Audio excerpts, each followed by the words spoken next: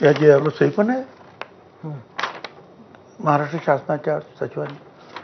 काय होतं की मराठा समाजाच्या पात्र व्यक्तींना, बघा पात्र व्यक्तींना, कुणबी, मराठा कुणबी किंवा वगैरे वगैरे वगैरे पुढे तिथे जरांगीने त्याच्यावर सुद्धा पात्र शब्द काढा.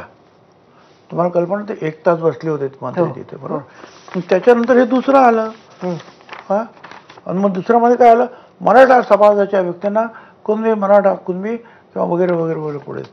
त्याच्यासाठी ही प्रोसिजर आहे. प्रश्न असा आहे की गॅझेटमध्ये जे दिलेले आहेत कुणबी,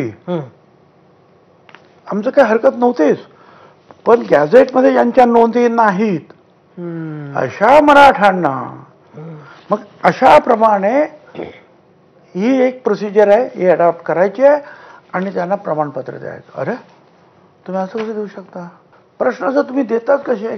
आणि मी जर त्या मंत्रिमंडळाचा किंवा मंत्री असणं भाग सोडा, आज 35 वर्ष मी ह्या मंडल आयोगाच्या वेळेला सुद्धा बाळासाहेबांना मी सोडलं आणि मी ही लढाई लढतो आहे. जेवढं काय मला शक्य आहे तेवढं ह्या ओबीसींना, भटक्या विमुक्तांना देण्याचा प्रयत्न करतो. मी कसं काय गप्प राहू शकतो? हे जर चुकीचं जर होत असेल तर मी माझं मत मांडणार. मुख्यमंत्री असो, मराठा उपसमिती असो, हे दबावाला बळी पडले असं आपल्याला म्हणायचंय. आणि मला सांगा, असं 1 तासामध्ये कधी बदल होतो काय कुठच्या JR मध्ये कागदपत्रामध्ये? तासन तास जातात खालच्या त्या, ते काय म्हणतात ते कक्ष अधिकाऱ्यापासून असं असं असं जात आहे. आता हे नाही, तुम्ही इथं बसा आणि तो शब्द काढून दुसरा घेऊन या आणि ते तपासं येतात आणि पार साहेबिया करून सगळं येतं. आता हे कशाखाली होत आहे?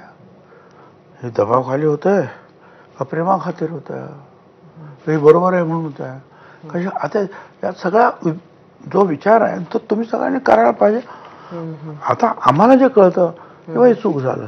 आणि आमचं दुसरं म्हणणं असं आहे की तुम्ही ज्यांच्या नोंदी आहेत त्यांना तुम्ही द्या. तुम्ही काय म्हणायला पाहिजे हो तुम्ही की जे कुणबी आहेत, ते कुणबी आहेत, परंतु काही कारणामुळे त्यांना